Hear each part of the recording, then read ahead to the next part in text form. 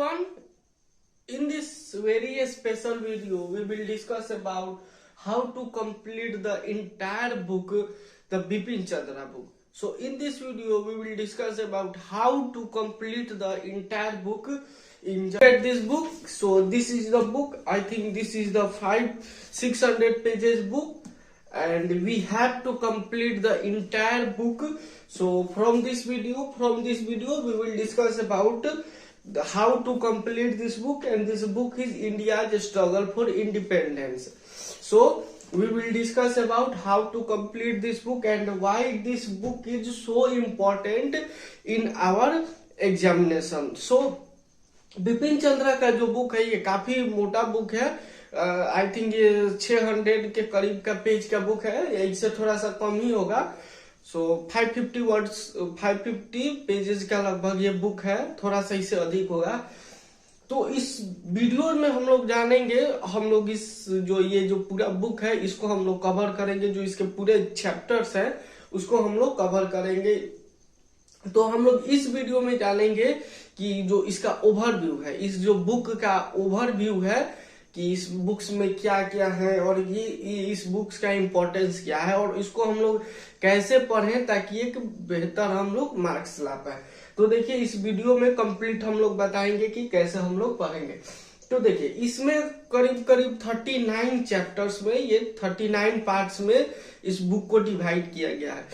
और इस बुक की सबसे बड़ी खासियत ये है, जो मुझे बहुत ही अच्छी लगती है, ये नोवेल स्टाइल में बुक लिखा गया है.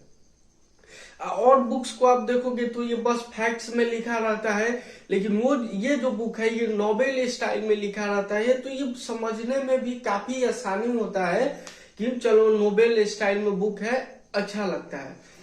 तो हम लोग जो फैक्ट्स वाले बुक जैसे कि राजीव अहिर जी का जो बुक है उसको भी हम लोग कवर करेंगे, लेकिन इस वीडियो में हम लोग बिपिन चंद्रा का जो पूरा स्ट्रेटेजी है इसको देखेंगे. तो देखिए इस बुक में 39 चैप्टर्स हैं, 39 चैप्टर्स हैं. तो उन चैप्टर्स के हम लोग सबसे पहले नाम देखेंगे. देखिए इस बुक में जो पहला चैप्टर है, the first major challenge, revolt of 1857.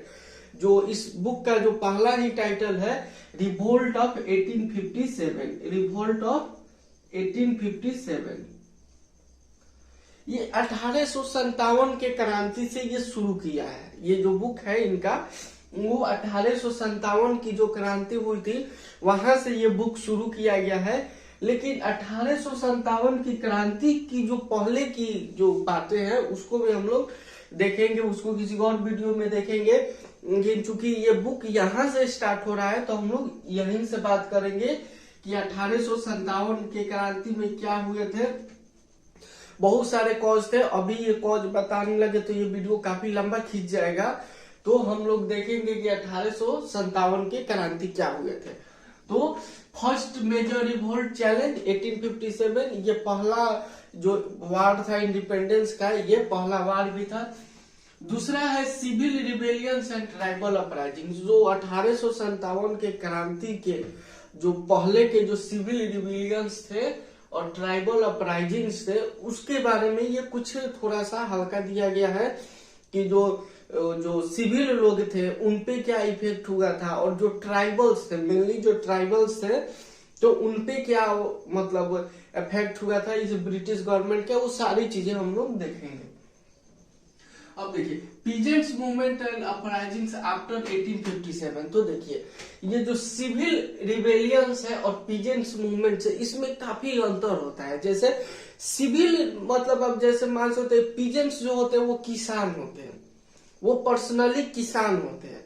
लेकिन सिविल्स में क्या होंगे, वो किसान भी आ जाएंगे लेकिन वो सारे लोग आएंगे जो किसान भी नहीं है, जो डायरेक्ट खेती से जुड़े हुए. जैसे अब गांव में भी हम लोग बहुत, अब तो खैर काफी ट्रेंड बदल गया है. उस समय का जो सोसाइटी था काफी अलग था, अभी का सोसाइटी है जो काफी अलग है.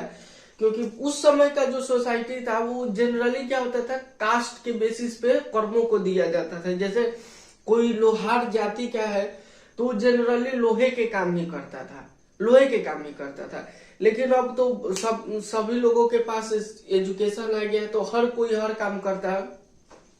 तो देखिए सिविल रिबेलियंस में मतलब होता है जो आम नागरिक थे, जो आम नागरिक थे उन पे क्या इफेक्ट हुआ था, इसके बारे में हम लोग देखेंगे। ये था हमारा सिविल रिबेलियन।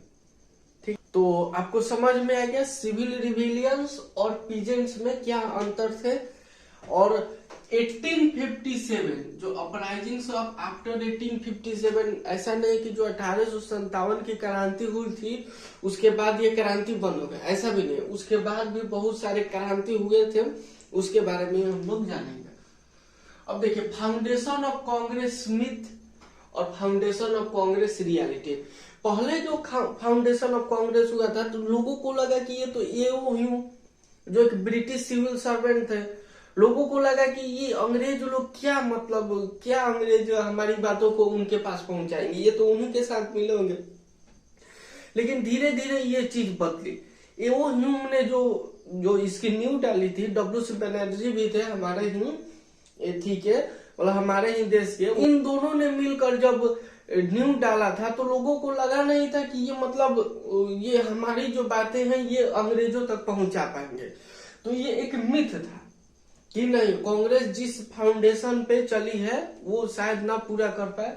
और रियलिटी भी हुआ क्योंकि कांग्रेस ने वो सारी बातों को किया, लगभग सारी बातों को किया जिसपे उसने अपना फाउंडेशन डाला था। ठीक है, अब देखिए socio religious reforms and national awakening. उस समय में क्या था, जो मिशनरी थे अंग्रेज सरकार के, वो भेजते थे अपने मिशनरीज को भेजते थे। तो एक रिलीजियस मतलब क्या कॉन्फ्लिक्ट था कि अंग्रेज आ रहे हैं, तो उस समय भी बहुत सारे जो हिंदू और मुसलमान दोनों ही धर्मों के जो गुरु थे वो आए और प्रचार किए।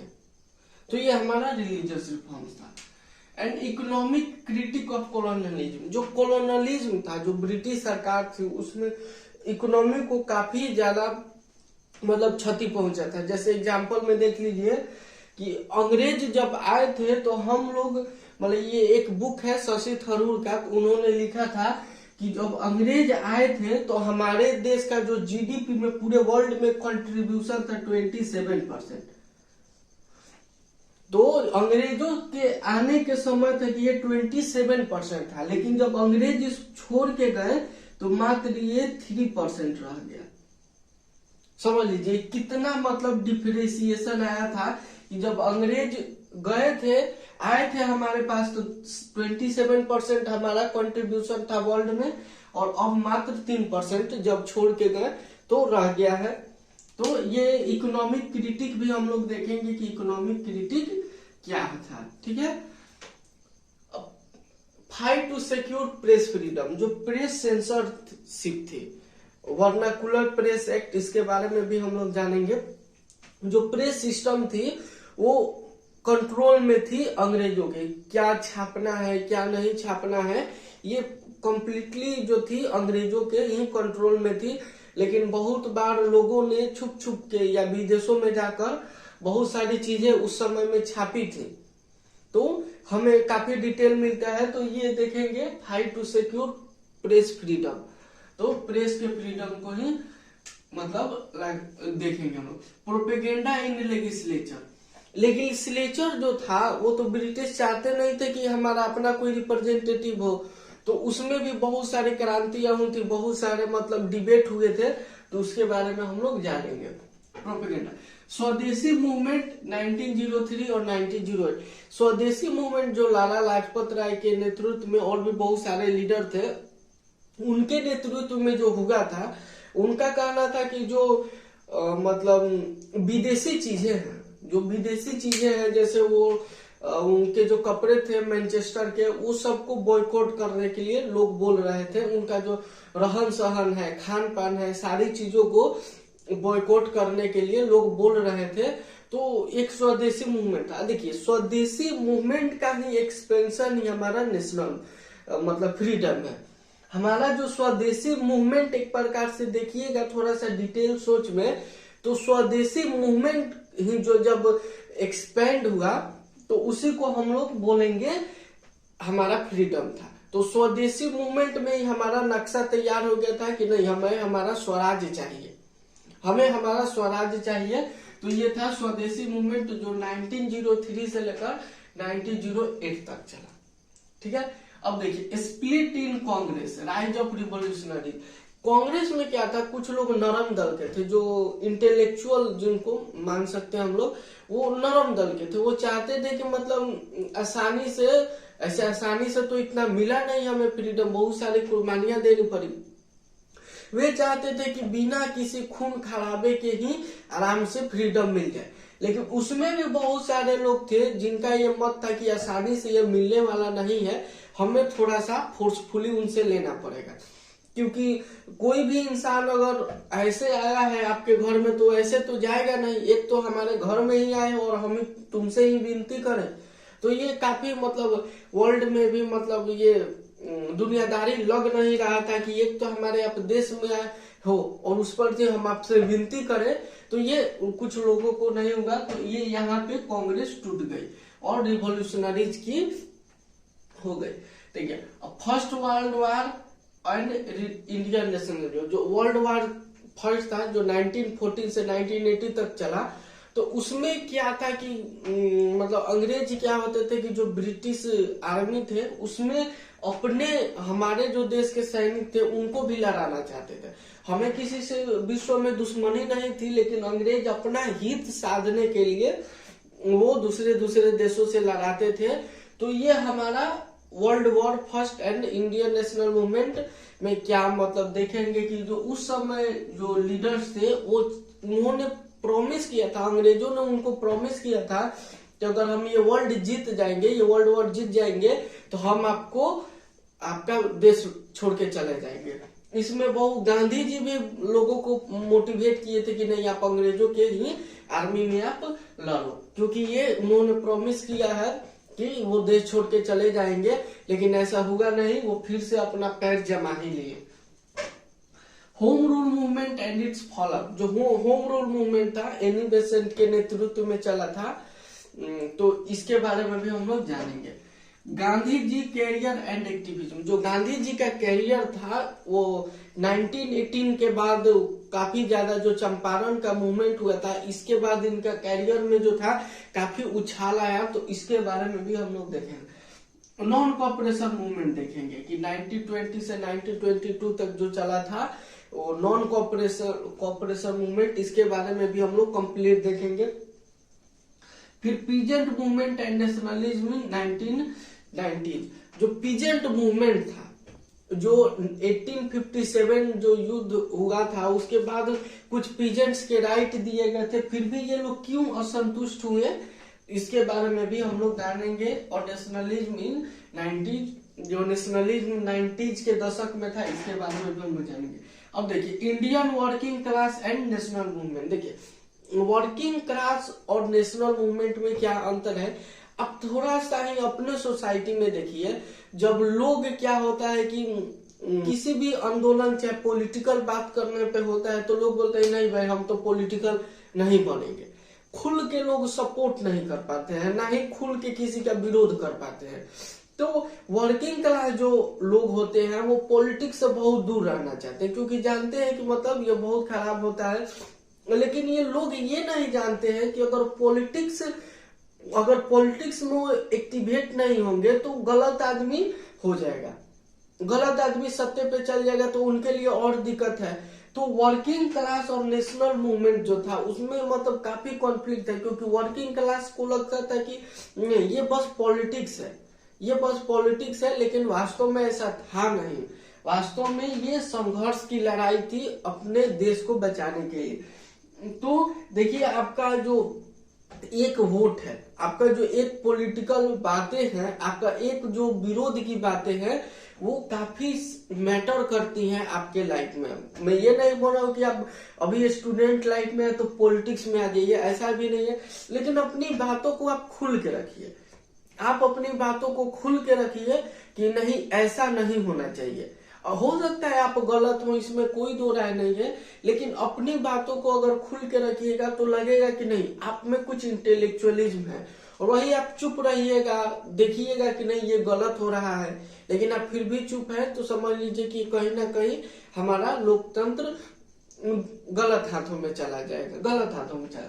तो वर्किंग क्लास और नेशनल मूवमेंट के बारे में हम लोग जानेंगे। फिर देखिए देखेंगे struggle for gurdwara reforms and temple entry.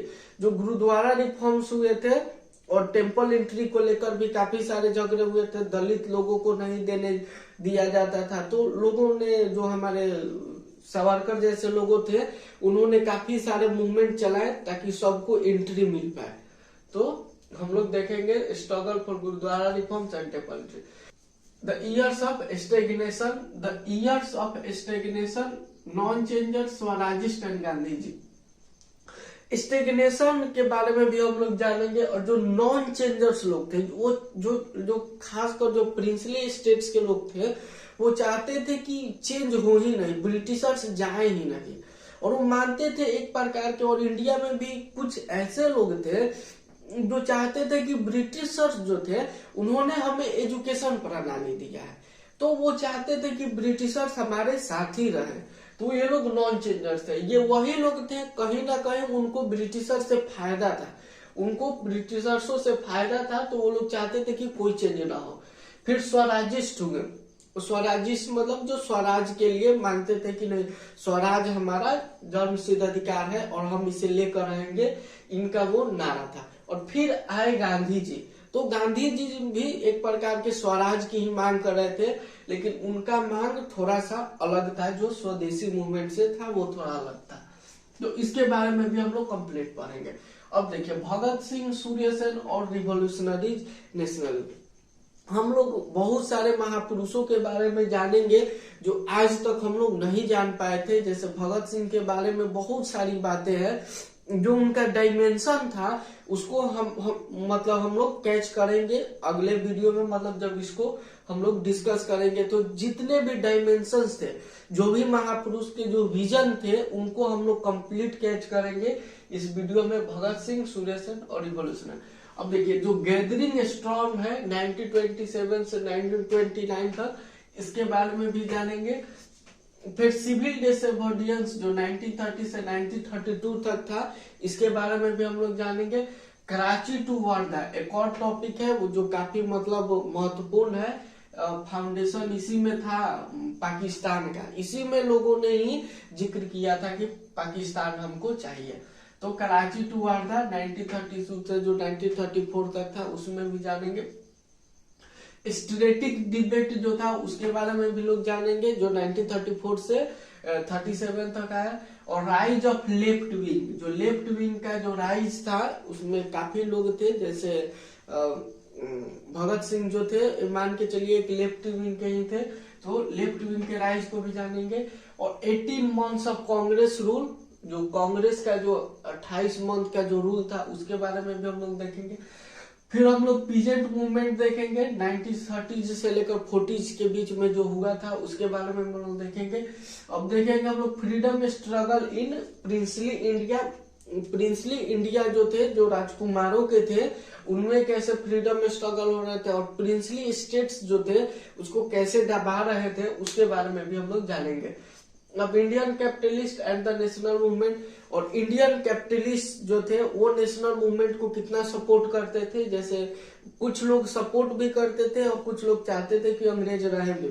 जैसे JRD टाटा थे, उन्होंने नेशनल मूवमेंट को सपोर्ट किया था, लेकिन बहुत सारे जो कैपिटलिस्ट थे उसको बोलते थे कि नहीं, मतलब कहीं ना कहीं उनको ब्रिटिशर से डर था कि वो हमारे सारे संपत्ति को जब्त कर लेंगे, या उनकी जो बनाई हुई संपत्ति है एक प्रकार के ब्रिटिशर्स की ही देन है। तो वो लोग चाहते थे कि इंडिया में ब्रिटिशर्स रहे। देखिए डेवलपमेंट ऑफ फॉरेन पॉलिसी, जो नेहरू जी के अध्यक्षता में हुई थी, जो फॉरेन पॉलिसी कैसे डील किया जाए उसके बारे में भी चर्चा हुई थी। ये जो डेवलपमेंट ऑफ फॉरेन पॉलिसी है, कहीं ना कहीं UN ये बन रहा था, उसी समय ये डिस्कस हो रहा था। अब थोड़ा सा रिलेट कर पाइए कि UN जब बन रहा था तभी जाके फॉरेन पॉलिसी डेवलप हो पाया था, क्योंकि आज का जो फॉरेन पॉलिसी है ये कंप्लीट UN पे बेस्ड है। आज के डेट में मान लीजिए कि तो ये कहीं ना कहीं जो UN बना है, तो एक मतलब काफी हमारा जो फॉरेन पॉलिसी है कहीं ना कहीं UN को ही देखकर बना है। Rise of growth of communism, जो राइज है कम्युनिज्म कैसे बढ़ा और कम्युनलिज्म जो था वो कैसे मतलब एक आग पकड़ लिया कि जो 1857 के क्रांति में जो हिंदू मुस्लिम एक होके लड़े थे, वो 1947 आते आते कैसे उनके ही आधार पर देश बंटने लगा, और कैसे ब्रिटिशर्स ने ये ट्रिक्स चले थे और हम उसमें फंस गए। कम्युनलिज्म लिबरल फेज, जो कम्युनलिज्म का जो लिबरल फेज था उसको भी हम लोग देखेंगे हम लोग जिन्ना Golwalkar and extreme communalism. Communalism का एक लिबरल फेज भी देखेंगे और एक्सट्रीम फेज जो गोलवालकर थे, सावरकर थे, जिन्ना थे और अहमद अली जैसे लोग थे, ये लोग एक्सट्रीमिज्म कम्युनलिज्म के सपोर्टर थे, तो हम लोग इसके भी बारे में देखेंगे। हम लोग देखेंगे crisis at Tripuri to the Cripps mission. ये त्रिपुरी जो केस था ये काफी हुआ था और क्रिप्स मिशन जो था ये काफी डिबेटेबल है, तो इसको बारे में देखेंगे। फिर देखेंगे quit India movement and Indian national army. तो हम लोग देखेंगे जो भारत छोड़ो आंदोलन जो था उसके बारे में भी हम लोग कंप्लीट देखेंगे, और जो INA है इंडियन नेशनल आर्मी उसके बारे में भी हम लोग देखेंगे।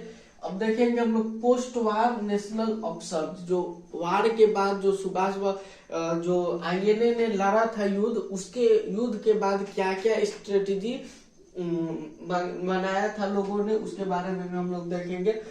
फिर हम लोग देखेंगे फ्रीडम एंड पार्टीशन। तो फ्रीडम एंड पार्टीशन के बारे में हम लोग देखेंगे। तो आजादी तो हमें मिल गई, लेकिन इसका बहुत बड़ा कीमत हमें चुकाना पड़ा पार्टीशन के रूप में, और ये काफी दर्दनाक जो 20वीं शताब्दी की one of the greatest tragedy में से एक थी, और मतलब इसमें काफी लोग इधर से उधर हुए थे, काफी घटनाएं घटी थी, तो इसके भी बारे में हम लोग जानेंगे। और देखिए, और एक और 2 टॉपिक रह गया है। एक लॉन्ग टर्म स्ट्रेटजी है, जो लॉन्ग टर्म स्ट्रेटजी जो कैसे बनाया गया था वो है, और एक इंडियन नेशनल मूवमेंट जो था इसके बारे में हम लोग जानेंगे। तो ये हमारा था बिपिन चंद्र का कंप्लीट ओवरव्यू। अब हम लोग एक एक चैप्टर्स को काफी डिटेल्स में पढ़ेंगे। तो आप लोगों को ये वीडियो कैसा लगा जरूर बताइएगा, और कल से हम लोग रोज एक एक वीडियो आएगा और आपको रोज एक देखने को मिलेगा।